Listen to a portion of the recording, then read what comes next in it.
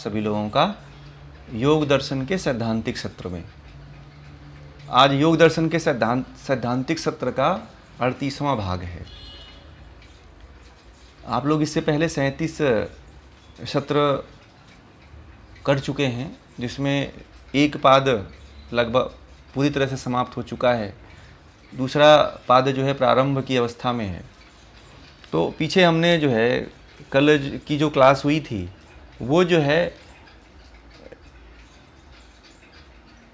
क्रिया योग का साधन करने के बाद जो है क्या उसके साधन करने से हमें क्या क्या प्राप्त होगा। एक तो क्लेश क्षीण हो जाएंगे, तनु हो जाएंगे, और दूसरा जो है समाधि की प्राप्ति होगी।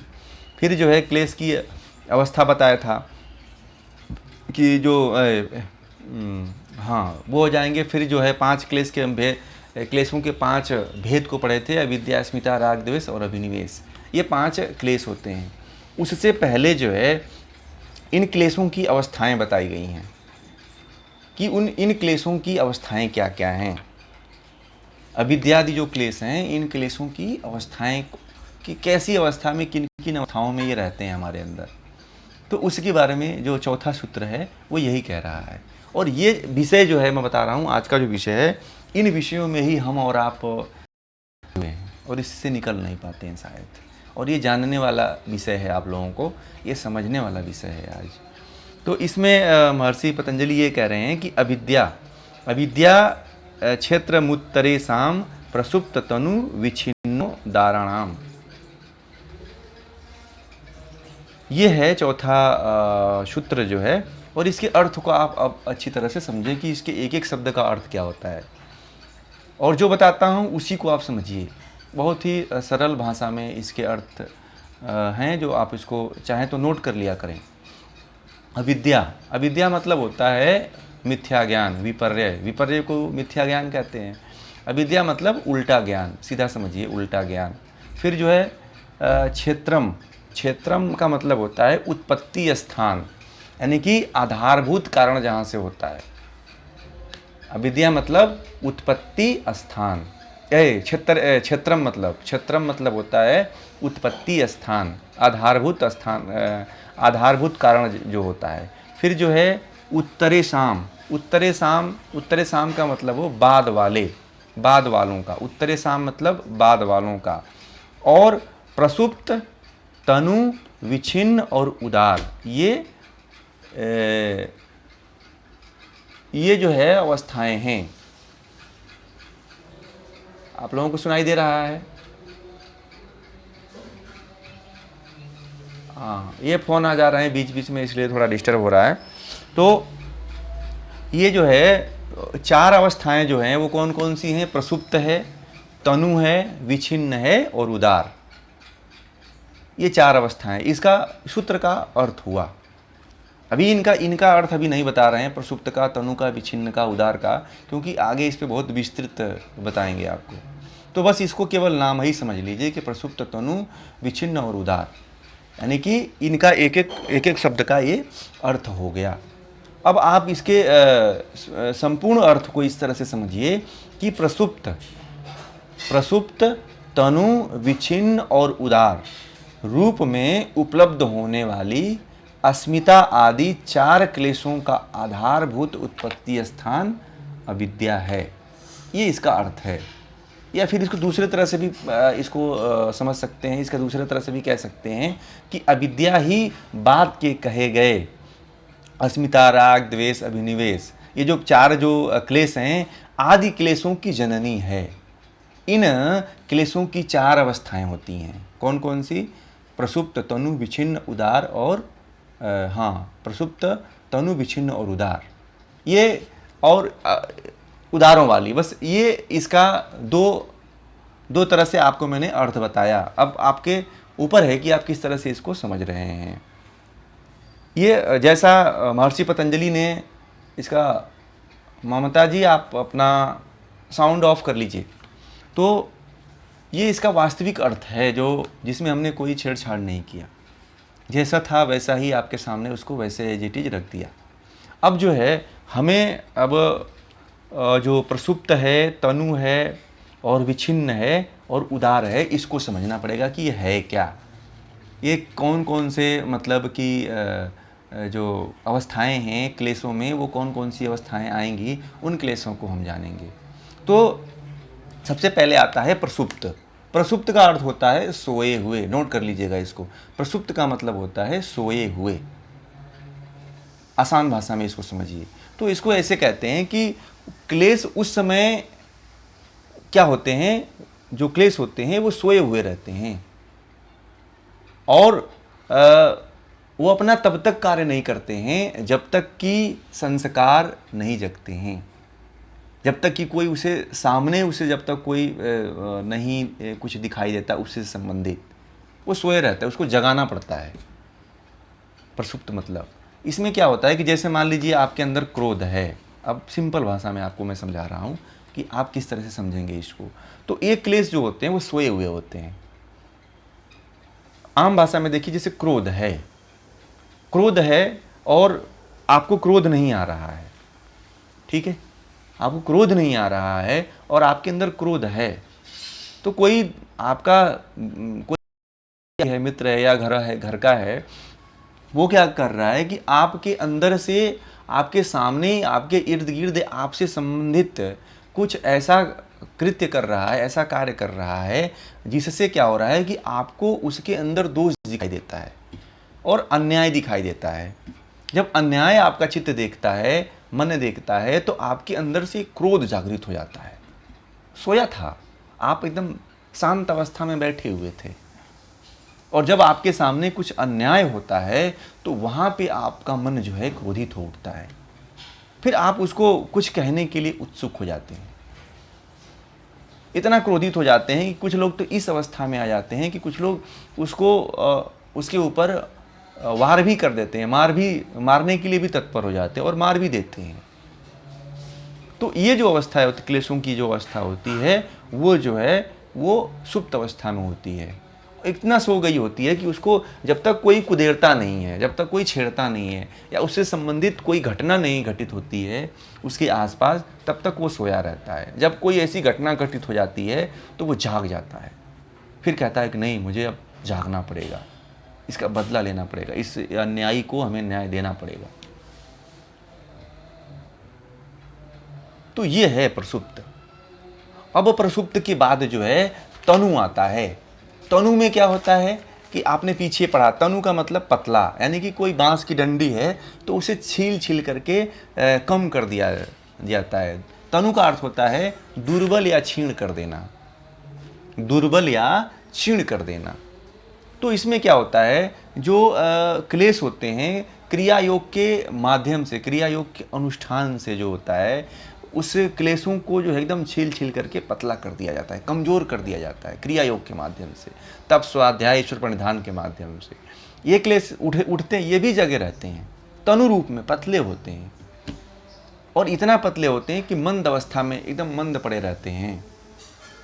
अगर ये उठे बिना तो ये फिर नहीं जगते हैं। जैसे मान लीजिए कि कोई व्यक्ति है और आप उसको पता चल गया कि ये जान करके हमारे सामने जो है ज्ञान, वहाँ पे देखिए, वहाँ पे क्लेश के बारे में आपको जानकारी हो गया। कोई व्यक्ति है, आपको वो अच्छा नहीं लगता है और वो आपके सामने आकर के दिखाता है कि ये बोलेगी, आप ऐसा, मैं इसके सामने ऐसा करूं और तब ये मुझे ऐसी प्रतिक्रिया देगी। जैसे मान लीजिए कि छोटे बच्चे जो होते हैं ना, जो चिढ़ता है उसको खूब चिढ़ाते हैं उसके सामने, जब उसके घर वाले, उसके मम्मी पापा कह देते हैं कि जब तुम्हें ये चिढ़ाए तो तुम चिढ़ना मत।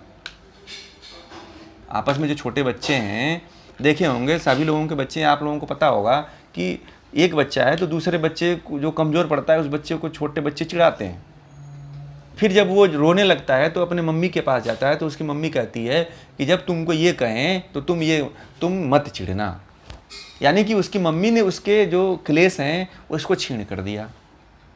जब छीण कर दिया तो फिर जब वो लड़का अन्य लड़कों के सामने जो उसको चिढ़ाते थे उनके सामने जब जाता है, तो जब वो चिढ़ाते हैं तो उसका असर जो है उनके ऊपर नहीं होता है। क्या हो गया, उसकी मम्मी ने उसको छील करके तनु कर दिया, कमज़ोर कर दिया। फिर कोई कितना भी कहता है उस बच्चे के सामने कि तुम ये मत करना, तो फिर वो नहीं करता है। फिर वो जानता है कि ये मुझे चिढ़ाने के लिए ही कर रहे हैं, तो जब चिढ़ाने के लिए कर देते क्योंकि उसकी मम्मी ने उसको तनु कर दिया, कमजोर कर दिया, उस जो जिससे वो चिढ़ता था, जो क्लेश था उसका।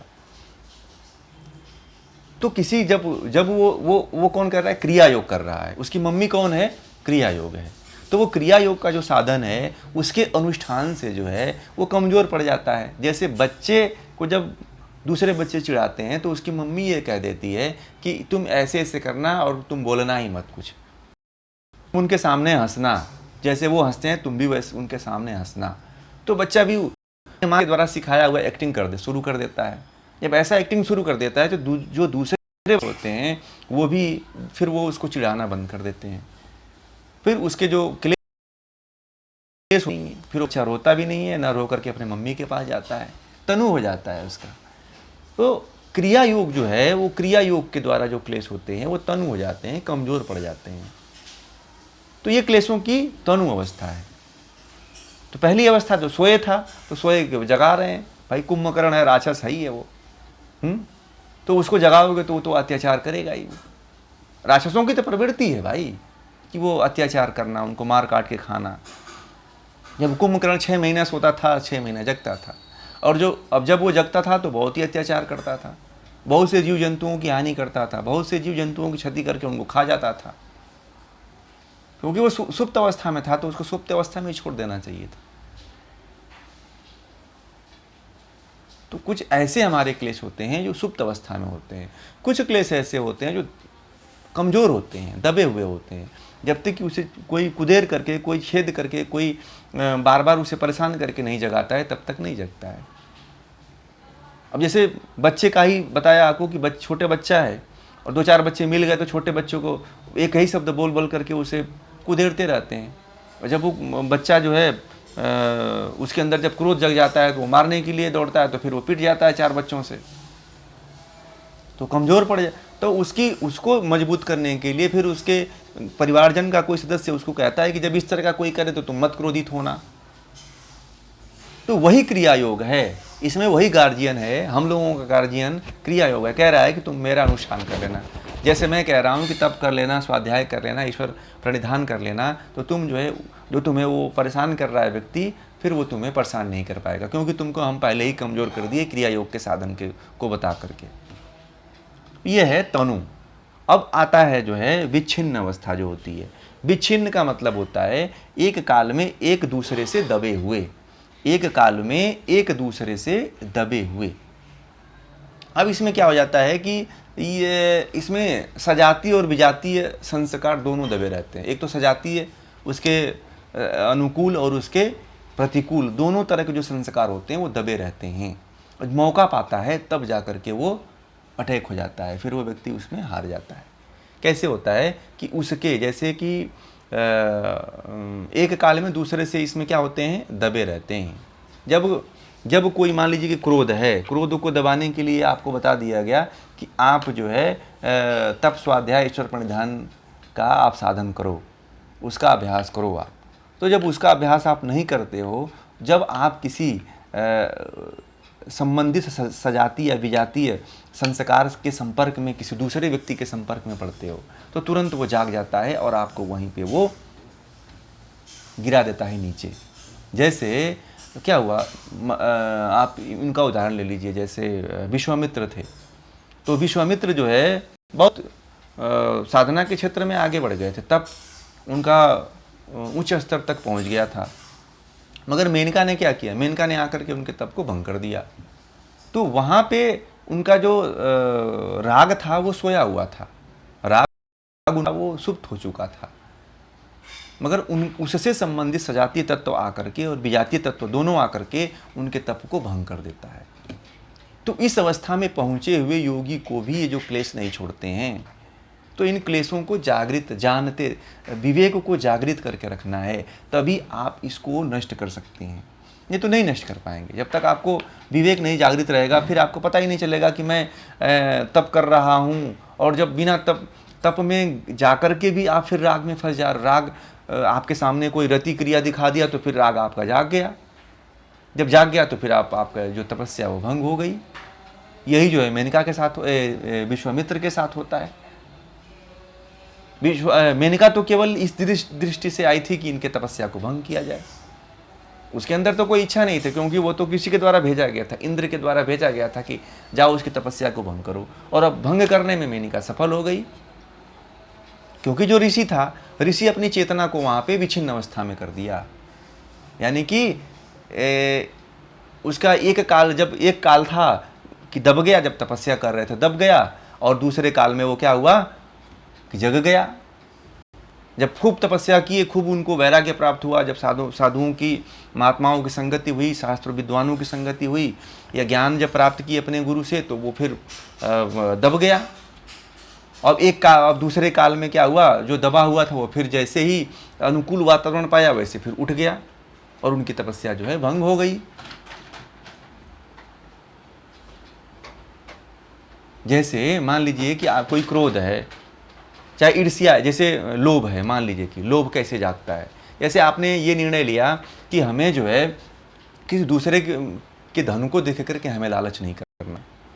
आपने खूब तपस्या किया, अब तो आप मेरे बात को सुन लिए, किसी गुरु के पास सानिध्य में गए, किसी के पास सत्संग किया, और आपने संकल्प भी ले लिया, और सबके अग्नि के समक्ष रह करके एक नियम भी अपने ऊपर बांध लिया कि हमें कभी किसी लोभ नहीं करना है। ये तो चलिए आपने सत्संग के प्रभाव से, गुरु के प्रभाव से, विद्वान के प्रभाव से आपने एक संकल्प आपने ले लिया कि हमें नहीं करना है।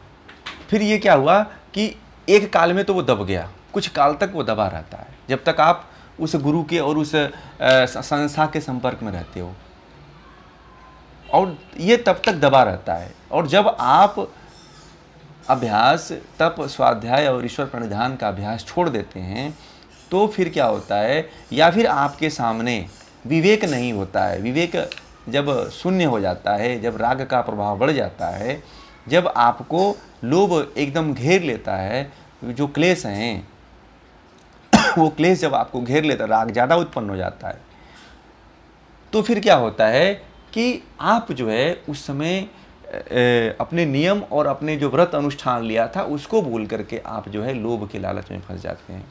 फिर कोई व्यक्ति आपको आके कहता है कि आप जो है इतना पैसा ले लो और आपको आने वाले समय में इतने करोड़ की आमदनी होगी, तो आप ऐसे झूठ बोल देना, आप इसके सामने ऐसा बयान दे देना, हम आपको जो है 5 करोड़ रुपए दान देंगे, 5 करोड़ रुपए हम आपको ऐसे दे देंगे।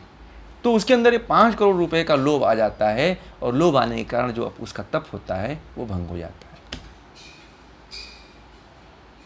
तो जो विच्छिन्न अवस्था में जो दबा हुआ था, जो किसी के प्रभाव में दबा हुआ था, वो प्रभाव जो है खत्म हो जाता है। और व्यक्ति ये कहता है ना कि मैं तो नहीं चाहता था फिर भी हो गया। वह इसीलिए हो गया कि किसी के प्रभाव के द्वारा अगर आप प्रभावित होकर के अपने ज्ञान को, अपने चेतना को दबाए रखे हुए हैं, तो वो दबा हुआ ज्ञान जो है कभी भी आपको धोखा दे सकता है। इसलिए अपने ज्ञान के द्वारा, अपने विवेक के द्वारा, अपने वैराग्य के द्वारा उस ज्ञान को जो है जिंदा रखिए। नहीं तो दूसरे के द्वारा सीखा हुआ ज्ञान जो है, दूसरे के द्वारा पढ़ाया हुआ ज्ञान जो है, जब तक आप उसके संपर्क में रहते हैं तभी तक वो रहता है। नहीं तो वो कब जग करके कब आपको विनष्ट कर दे ये नहीं पता है आपको। जब तक उसका प्रभाव रहता है तभी तक आप जो है इन काम, क्रोध, लोभ, मोह, ईर्ष्या जो क्लेश है उनके चक्करों में आप फंसे, मतलब कि उनके चक्करों में बार बार फंस जाते हैं। जब तक आपको द्वेष नहीं होगा, जब तक आपको द्वेष नहीं होगा, राग द्वेष के बढ़ने से खत्म होता है, तो वो द्वेष तभी खत्म होगा जब आपके अंदर विवेक ज्ञान की प्राप्ति होगी। तो क्लेशों को नष्ट करने के लिए इसीलिए कहते हैं महर्षि पतंजलि, क्लेशों को नष्ट करो।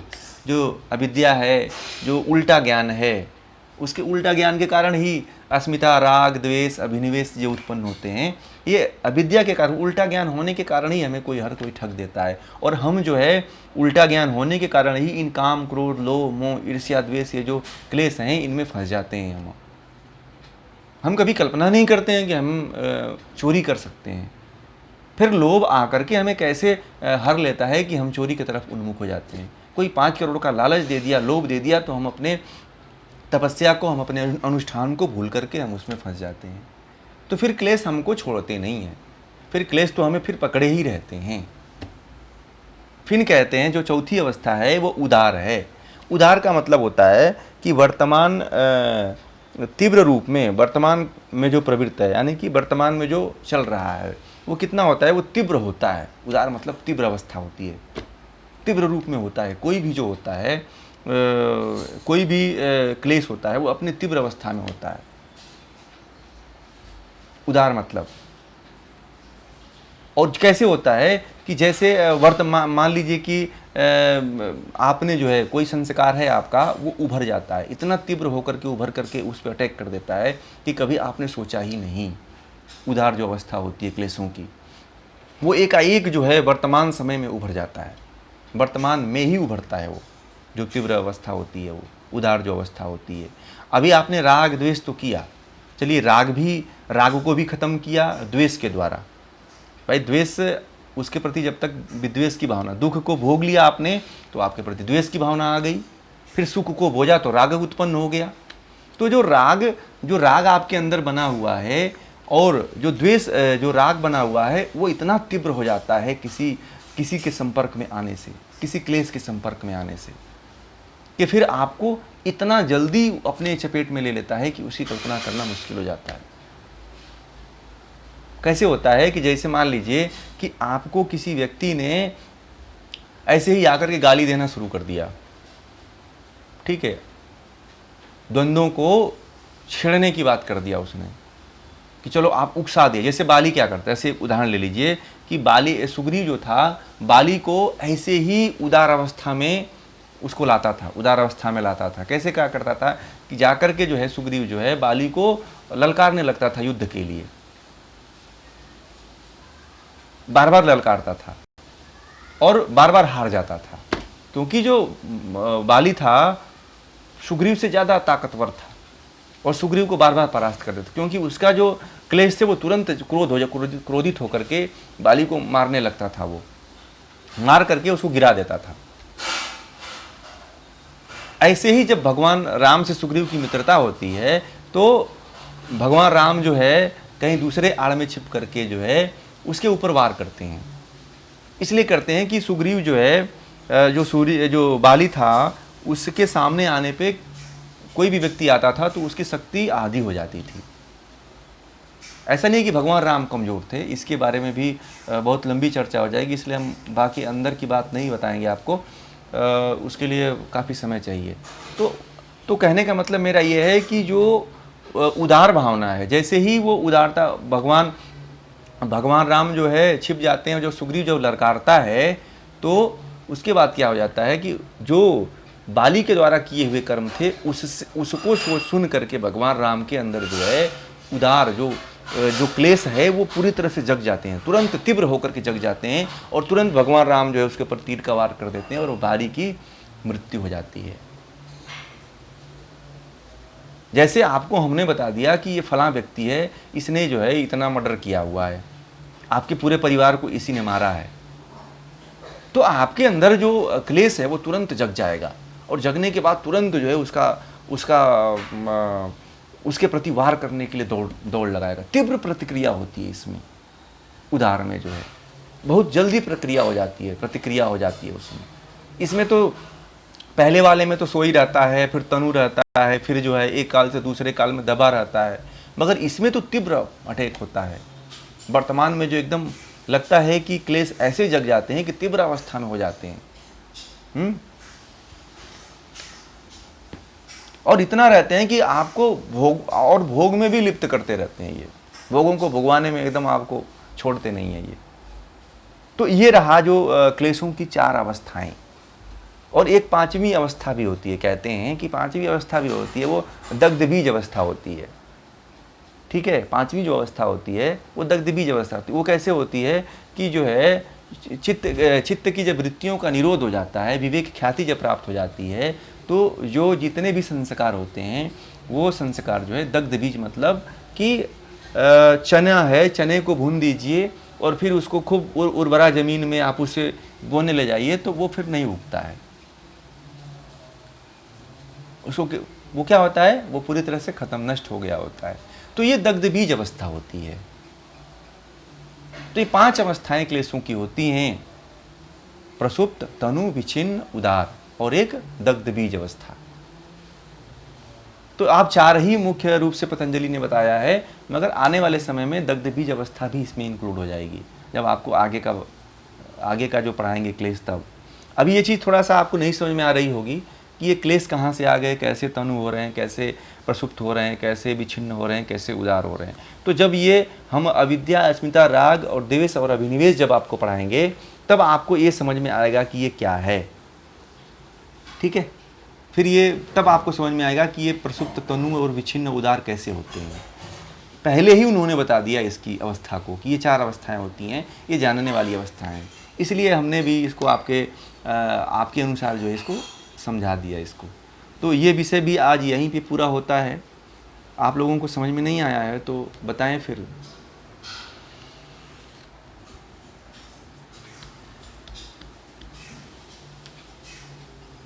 हाँ, दग्ध बीज का मतलब होता है कि दग्ध बीज मतलब जैसे आपने चने को भून दिया, ठीक है, चने को आपने भून दिया और चने को फिर आप उर्वरा खेत में ले जा करके बोएं तो जगेगा? नहीं जगेगा। वो कैसे होता है, वो दग्ध बीज कैसे होगा? क्रिया योग के अभ्यास से। क्रिया योग के अभ्यास से जो चित्त संस्कार हैं, ठीक है, ईश्वर प्रणिधान के द्वारा, स्वाध्याय के द्वारा, तप के द्वारा जो होता है वो नष्ट हो जाता है। जो जितने भी संस्कार होते हैं वो नष्ट हो जाते हैं, वो दग्ध बीज अवस्था है। ठीक है, यानी कि ऐसे आप कह सकते हैं कि क्रिया योग के द्वारा, क्रिया योग के अनुष्ठान के द्वारा, क्रिया योग के साधन के द्वारा जो है जितने भी दबे संस्कार होते हैं, उन सभी संस्कारों को इनके द्वारा योग के अनुष्ठान से, यम नियम के अनुष्ठान से, समाधि के अनुष्ठान से जो है इसको दग्ध बीज किया जा सकता है। संस्कारों को दग्ध बीज करने की बात कर रहे हैं। वो भी वही क्लेश तो हमारे अंदर बैठे हुए हैं ना। महर्षि विश्वामित्र भी ऋषि कैटेगरी में पहुंच गए थे, जिन्होंने गायत्री मंत्र की रचना किया हुआ है।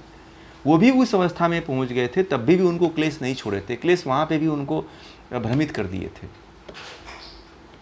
ठीक है ना।